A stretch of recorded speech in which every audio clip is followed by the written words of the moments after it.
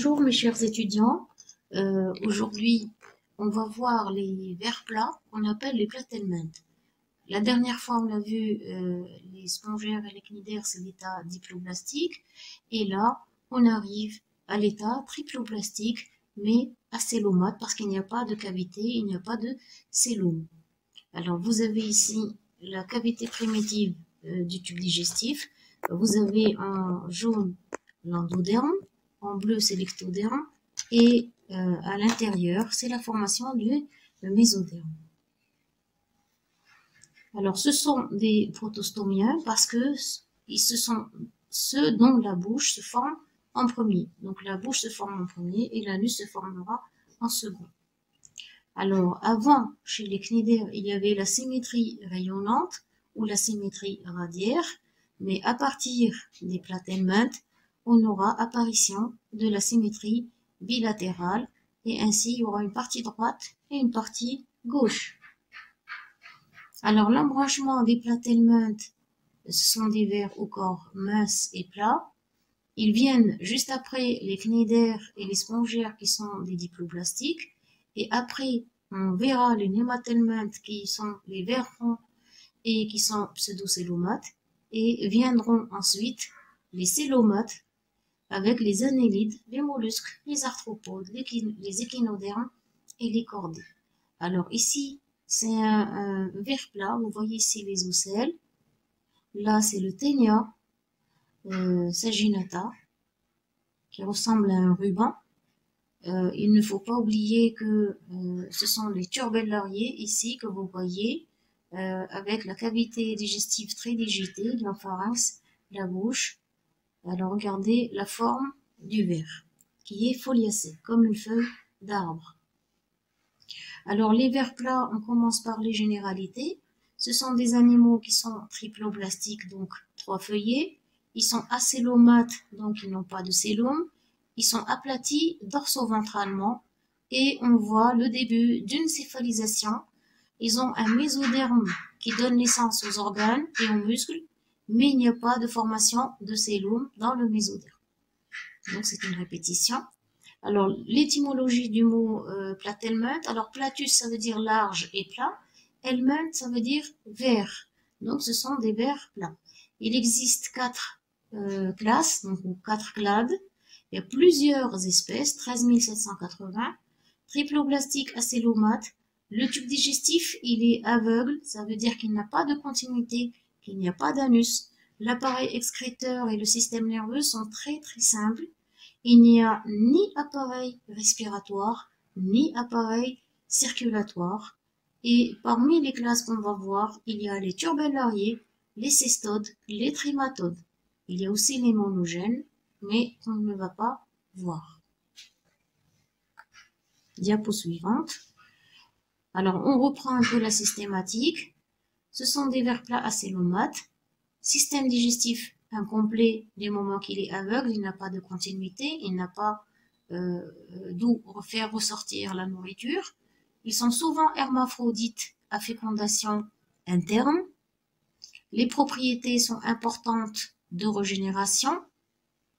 Et ils comptent plus de 25 000 espèces dans les milieux, on les trouve dans les milieux terrestres, les eaux douces, la mer. Ce sont des prédateurs, des détritivores, et 80% des vers plats sont parasites, et les 20% qui ne sont pas parasites, ce sont des turbellariés qui vivent dans les fonds marins, comme ces images que vous avez ici. Ce sont des vers plats.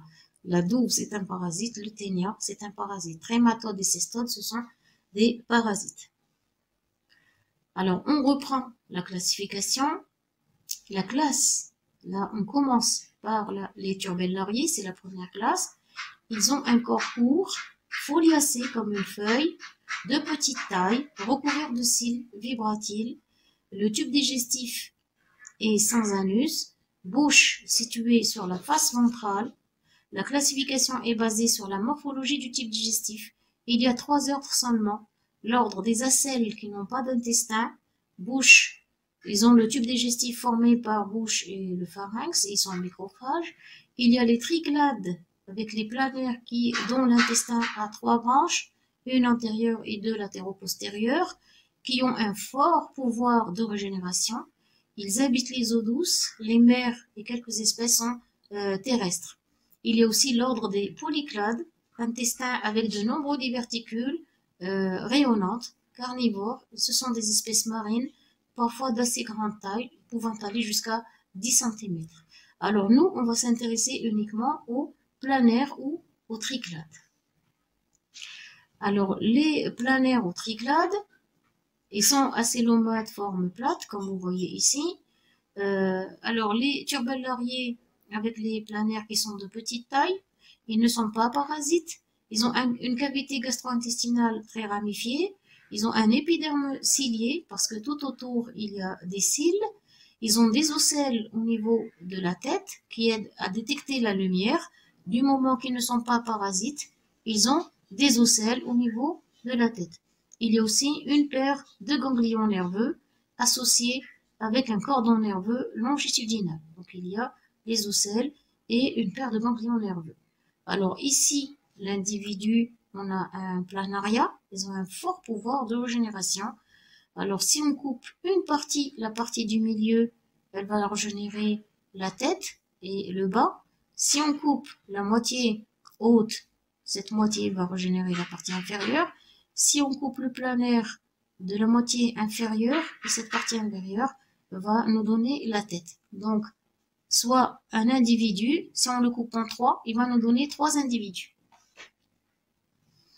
On arrive à la deuxième classe qui est la classe des trématodes. C'est la classe qui comprend les parasites. Elle comprend les douves, les bilharzies et les schistosomes.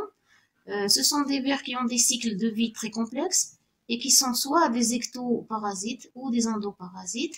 Ils sont caractérisés par une cuticule résistante qui les protège contre les enzymes digestifs de leurs hôtes. Parce que vous devez savoir qu'ils vivent dans le foie ou dans la vésicule, à proximité de la vésicule biliaire, et que la bile ne les déchire pas, bien qu'elle soit remplie d'enzymes et très forte.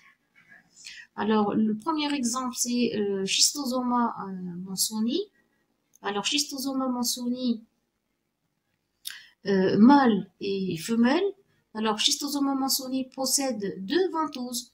Une ventouse buccale, c'est la ventouse A. Une ventouse ventrale qu'on appelle acétabulum, c'est la ventouse B. Et vous avez, ça c'est le mâle. Alors, le mâle est caractérisé par un creux, ici, qu'on appelle le canal gynécophore. Alors, ce creux, il va servir à abriter la femelle qui va rentrer à l'intérieur du mâle pour se multiplier ou pour la fécondation. Donc la femelle ici, elle est petite, mais le mâle est grand. Alors que normalement, dans la nature, c'est toujours l'inverse. C'est le mâle qui est petit et la femelle, elle est grande. Donc on a toujours un dimorphisme sexué, mais là, le dimorphisme, il est inverse. Alors voici le mâle en E, D c'est la femelle, le canal gynécophore c'est en C, alors les 2 ventouses A et B. La femelle aussi possède 2 ventouses, une ventrale et une buccale. Alors les cercaires, alors Schistosoma mansoni possède un stade qu'on appelle le stade cercaire, qui possède une queue qui est divisée en 2. Et c'est pour ça qu'on les appelle les furcocercaires. Donc voilà le furcocercaire. Les furcocercaires sont capables, sont relâchés dans l'eau, et ces furcocercaires vont traverser la barrière tégumentaire de l'individu, en général c'est l'homme. Ils vont rejoindre la circulation sanguine, ensuite ils vont perdre cette fourche, ils vont perdre la queue avec la fourche, et on a alors formation de métacercaires qui sont de forme ronde, qui vont coloniser le foie et devenir adultes. Ils vont donner des adultes avec des ventouses, des adultes complets. Chez les adultes, on retrouve les caractéristiques des trématodes, donc les 2 ventouses. Schistosoma mansoni est une espèce qui est à sexe séparé, donc elle est gonocorique. Individu à sexe séparé, ça veut dire gonocorique. La femelle est plus petite que le mâle et elle se loge dans un canal ventral pendant l'accouplement, c'est le canal gynécophore. Alors ici, vous avez le mâle avec les 2 ventouses et la femelle ici qui regarde, qui est abritée dans le canal gynécophore. Alors les adultes vivent dans le système sanguin veineux selon les espèces. Alors là, schistosoma toujours, c'est une photo prise par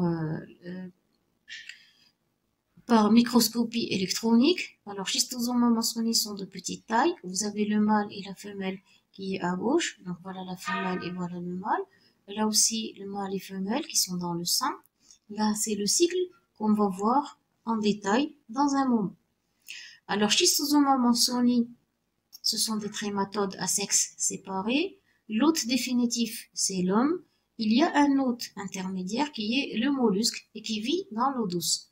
Alors, la maladie, elle est liée au péril fécal et la transmission, elle se fait par voie transcutanée, c'est-à-dire qu'elle traverse la peau. Si la transmission se fait par la peau, ça veut dire que l'infestation, elle est active. Alors, la morphologie, ce sont des vers adultes qui vivent dans les vaisseaux sanguins. Le mâle mesure 1,5 cm. Les bords sont repliés en gouttière pour permettre l'installation de la femelle qui est cylindrique et qui mesure 2 cm. Donc, en fait, ils sont très petits. Dans les images, ils paraissent très grands. Et donc, la fécondation, elle est permanente. Ce sont des vers qui sont hématophages. Hématophages, ça veut dire qu'ils sucent le sang. Alors, ils sucent 2 mm3 de sang par jour. Ensuite, la femelle, elle est migratrice dans le système sanguin uniquement pour pondre les œufs. Et les œufs vont éclore et donner, bien sûr, des adultes. Alors là, c'est un cycle de transmission de schistosoma mansoni. Alors d'abord, on commence par le stade œuf. Le stade œuf va se transformer, qui possède ici un clapet, c'est une ouverture. Le stade œuf est mobile, qui va nous donner le stade miracidium qui est encore mobile, qui est libre. Le stade miracidium possède des ocelles et possède aussi des cils pour bouger. C'est un stade qui est libre. Ensuite, il va passer chez l'hôte intermédiaire qui est un mollusque d'eau douce. Et à ce moment-là, on aura transformation du stade miracidium en sporocyste. Le sporocyste contient un sac de furcocercaire. Il va libérer les furcocercaires dans le cours d'eau parce que le mollusque, il vit en eau douce. Donc, il va rejeter les sporocystes et les sporocystes vont nous donner un furcocercaire avec une queue qui est bifide et ils vont se transformer en petites schistosomas qu'on appelle schistosomules. Cette schistosomule possède 2 ventouses, une buccale et une ventrale, et elle va passer chez l'hôte définitif qui est l'homme. Ici, vous voyez le petit garçon. Cette schistosomule va traverser la peau de l'enfant et on aura migration dans les vaisseaux sanguins des vers adultes qui vont s'accoupler, qui vont nous donner beaucoup d'individus. Et ainsi, on a une manifestation pathologique. L'individu va montrer des granulomes de la bilharziose. C'est la maladie que provoque schistosoma mansoni. Et c'est une maladie qui est dangereuse.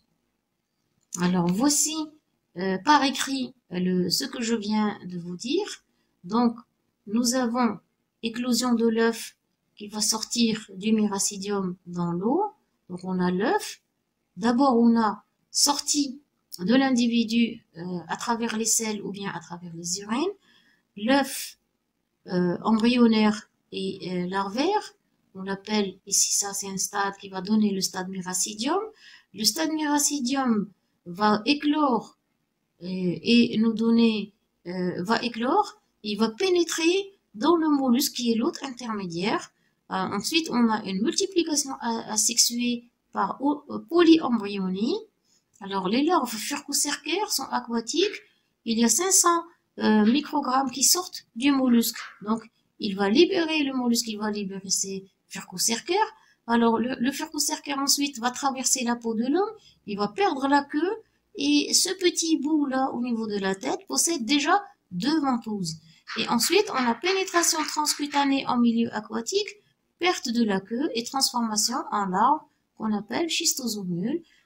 Ensuite, il y a migration de la larve par voie sanguine vers le cœur droit puis les poumons, puis le cœur gauche, et ensuite on aura installation dans les veines hépatiques et mésentériques, et là on aura des mues pour donner l'adulte. Alors les adultes, ils vivent dans le système sanguin, et ensuite la fécondation sera faite par les femelles qui vont aller pondre dans les capillaires, et les œufs non embryonnés vont faire une traversée tissulaire vers la lumière intestinale et vésicale, et ils vont sortir à travers les selles et encore contaminer d'autres individus. Alors voici un petit garçon qui est atteint par schistosoma monzoni. Donc vous avez regardé l'intestin, regardez le corps qui est déformé. Un autre petit garçon infecté qui a une schistomatose. Deux petites filles ici. Alors là, vit l'hôte intermédiaire, c'est le mollusque, et là, c'est l'hôte définitif. On arrive au trématode, après toujours, donc c'est l'exemple. On va voir d'autres exemples de trématodes qui sont de petite taille. Le corps qui est court et foliacé, qui est non segmenté. Ils sont pourvus de ventouses de fixation. Le tube digestif il est sans anus. La bouche est située dans la ventouse antérieure. Ce sont des parasites qui ont typiquement deux hôtes. Un hôte intermédiaire qui sont les mollusques et un hôte définitif qui est le vertébré. Alors ce groupe renferme plusieurs parasites de l'homme comme les schistosomas qu'on vient de voir et la doue du foie qu'on va voir tout de suite. Alors la première classe est celle des monogènes qu'on ne va pas voir. Elle présente un cycle simple qui est monoxène, c'est-à-dire un seul hôte, sans multiplication larvaire. Alors le deuxième exemple, les digéniens. Alors la sous-classe des digéniens, les digènes accomplissent l'évolution sur plusieurs hôtes. C'est un cycle hétéroxène. Les adultes sont des parasites internes. Ces animaux possèdent deux ventouses, une autour de la bouche et l'autre sur la face ventrale. Alors on a les exemples, on vient de voir l'exemple 2 qui est schistosoma monzoni, qui est trématode gonocorique, parasite des seins des vertébrés. Les agents responsables des diverses formes, ce sont des agents qui sont responsables de la bilharziose ou bien la schistosomiose. Il y a deux autres, l'hôte définitif qui est l'homme, l'hôte intermédiaire qui est un gastéropode, dulcicole ou dulsacicole. Alors au Maroc, chez Schistosoma hématobium qui est responsable de la bilharziose urinaire et l'individu urine du sang. La grande douve du foie qu'on va voir juste après, c'est un trématode hermaphrodite, donc il n'est pas gonocorique, parasite des voies biliaires, du tube digestif et des poumons de vertébrés. Le deuxième hôte, c'est l'hôte définitif, c'est le mouton ou bien la vache. Et l'hôte intermédiaire, c'est le gastéropode qui est dulcicole aussi. Et l'hôte définitif, ça peut être aussi l'homme, en dehors du mouton. Alors, Fasciola hepatica, voici le deuxième exemple. Ça, c'est l'adulte de Fasciola hepatica. Là, c'est l'adulte qui est fixé. Alors, regardez la taille, c'est 3 cm et quelques. Donc, ici, vous avez l'appareil génital mâle et femelle. Ça, c'est l'utérus qui est rempli par les œufs. Et on a, chez Fasciola hepatica, vous avez ici l'appareil génital mâle ou testicule qui occupe toute la surface du corps. Alors là aussi, vous avez à ce niveau-là la ventouse buccale et là la ventouse ventrale. Là, vous avez l'ovaire et l'ootype à ce niveau-là. Donc c'est l'appareil génital femelle. Et on a l'utérus qui est très développé à ce niveau-là. La couleur rouge foncé, ça veut dire que ce sont des œufs. Ils sont bourrés par les œufs. Alors ça, c'est le stade œuf avec un clapet. Ensuite, on a le stade méracidium qui est libre et qui possède des ocelles parce qu'il bouge. Ensuite, on a le troisième stade, c'est le stade ready. Alors le stade ready, c'est un sac qui porte ce qu'on appelle des cercaires.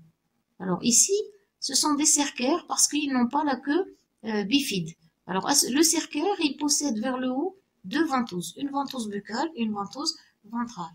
Alors ça, c'est le foie d'un chevreuil qui est rempli par la douve. Donc la douve, elle s'installe au niveau des veines au niveau du foie.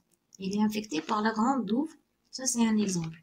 Alors, Fasciola hepatica, la grande douve du foie, qui provoque la fasciolose ou l'iose ou bien la dystomatose. toujours l'embranchement des platelmates, la classe des trématodes. C'est un ver adulte, aspect foliacé. Foliacé, ça veut dire qu'il ressemble à une feuille d'arbre. La couleur, elle est rose. Ils sont hermaphrodites parce que l'individu possède l'appareil mâle et femelle qui sont superposés. Alors, du moment que l'individu est plat, donc tous les appareils se sont superposés. L'appareil, le tube digestif est superposé à l'appareil génital mâle et femelle et aussi à l'appareil excréteur qui est très primitif. On a dit qu'il n'y a pas d'appareil circulatoire ni respiratoire. Il mesure 2 à 3 cm de longueur, fois 1,2 cm de largeur, fois 0,4 cm d'épaisseur.